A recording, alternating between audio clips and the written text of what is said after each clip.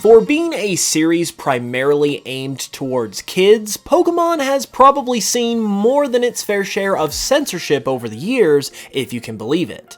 While meant for generally a younger audience, Pokemon being of Japanese origin results in some wild stuff being included in the games, anime, and more due to the difference of culture between Japan and its Western audience. What passes as acceptable there doesn't always fly here, and as such, sometimes has to be censored. That is going to be the subject of today's video as we look at 10 especially wild examples of Pokemon censorship. What will not be censored in this video though is my unbridled love of today's sponsor, Ridge Wallet. I've talked about the Ridge Wallet plenty of times on this channel, and the reason why I continue to is because of the amazing quality that these wallets have.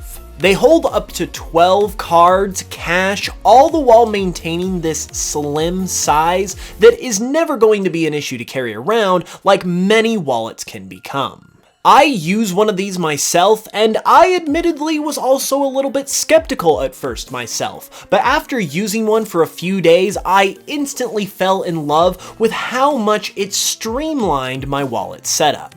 Additionally, the Ridge Wallet also has 30,000 5-star reviews online. It comes in over 30 colors and styles, so you can find one that fits best for you. It also has RFID blocking technology built in to keep your credit card information safe. It has a lifetime warranty, so you're never ever gonna have to buy another wallet again.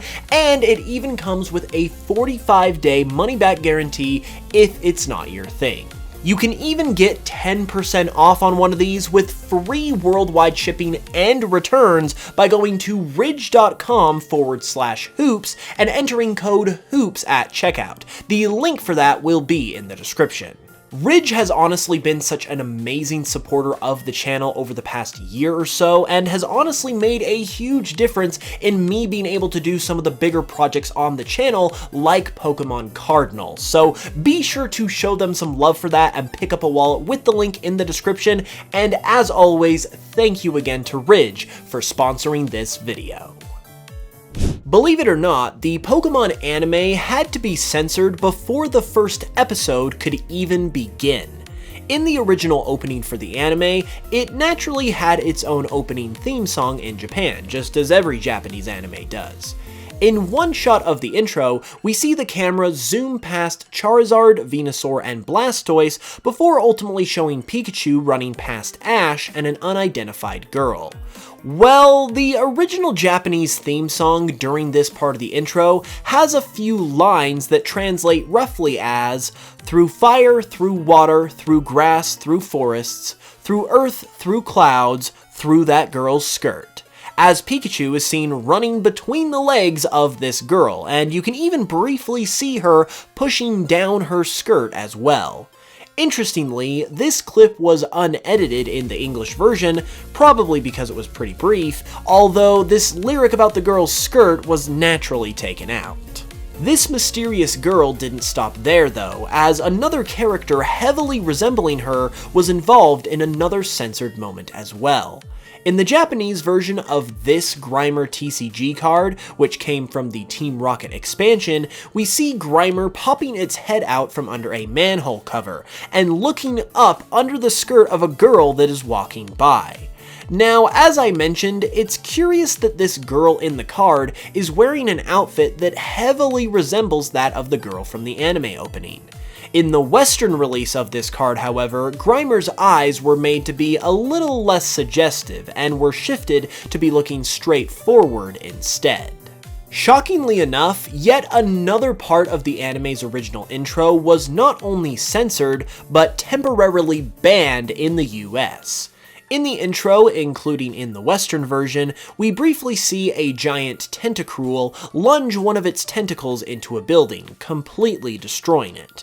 This is a clip from the episode Tentacool and Tentacruel, where we see the aforementioned Tentacruel and a legion of Tentacool essentially destroy a city. While this episode did air without incident when it first premiered, it was temporarily taken off the air following the 9/11 terrorist attacks, as Kids WB, who broadcasted Pokemon episodes at the time, refused to show it, understandably to avoid being insensitive.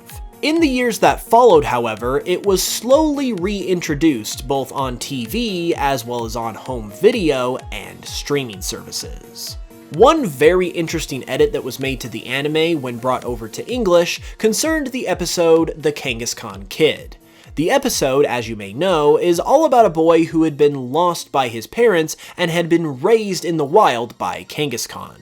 In the English version, upon the gang meeting this boy, he asks Misty if she's a person or a Pokemon, to which she gets angry and hits him. However, in the Japanese version of this scene, Misty gets angry at the boy because he actually asked if he could nurse on her breasts, and even includes a shot that zooms in on them, which was also cut from the dub. I think this is a classic example of you never really can know what to expect from Japanese anime, even if it is directed towards kids. We've talked a lot about the anime so far, but there are some examples of censorship in the games as well. For instance, in Pokemon Stadium, every Pokemon has an entrance animation upon being released into battle. This includes Nidoqueen, who, well, does this. Nidoqueen has always been kinda flamboyant in this regard in terms of her design, so naturally the animators were just using what she was given, but that naturally wasn't gonna cut it for Western audiences, as in the Western release of the game, this animation was changed to Nidoqueen simply shaking her body in an intimidating manner instead. In the main series games, several changes have been seen over the years as well, many of which have to do with various in-game sprites. Specifically, the in-battle sprite of the Sailor Trainer class in Pokemon Ruby, Sapphire, and Emerald was changed from its Japanese appearance to its international one. The Japanese version seems pretty harmless, which could make this change puzzling, but it was made due to the sailor's pose resembling the Iberian slap, an offensive gesture that essentially equates to giving someone the finger. Other changes have been seen to other trainer classes as well, including the Beauty from Gold and Silver being given less revealing clothing in the international releases, the Sage from Heart Gold and Soul Silver having his prayer beads removed from the Korean release of the game, the Hex Maniac from the Hoenn games being given pupils while originally having eyes that appeared pupilless, the Medium from the Generation 2 games also having her prayer beads removed for the international release of the game, and more. All of these things seem like small and mostly unnecessary changes, but it's just part of the challenge in making sure Pokemon is able to appeal to a global audience properly. Speaking of trainer classes from the Gen 2 games, one of them that was newly introduced at that time was the Fire Breather. In the original Gold, Silver, and Crystal, there is a fire breather that can be battled at the Burned Tower, whose name is Dick, and well, yeah, that's a pretty clear red flag, especially when coupled with his trainer class, meaning that you're greeted with the phrase, "Fire Breather Dick wants to battle" upon encountering him. In the Heart Gold and Soul Silver remakes, his name was understandably changed to Richard, which is actually the full-length version of the name Dick. Back to the anime, I'm sure we're all well aware by now how ridiculous some of the anime's localization edits can be. Well, an example of how ridiculous they can be sometimes comes from a very classic episode of the anime, The Ghost of Maiden's Peak. In the episode, we see Brock and James fall under the spell of the ghostly maiden seen in the episode, and in response, a local old woman gives the group what are supposed to be some ofuda in order to protect them, which are religious items in Japanese culture used for much the same purpose as they are in the episode, and are often made out of paper, also like we see in the episode. However, the problem is that in the English dub, these ofuda are referred to as AntiGhost Stickers, which is a comically insulting replacement. I get that kids outside of Japan wouldn't have any idea what an ofuda is, so it makes sense to change the description of these things, but AntiGhost Stickers? Really? Sadly though, the earlier episodes of the Pokemon Anime dub are riddled with these kinds of changes. One specific type of censorship that transcends both the games and anime is censorship involving Hitler.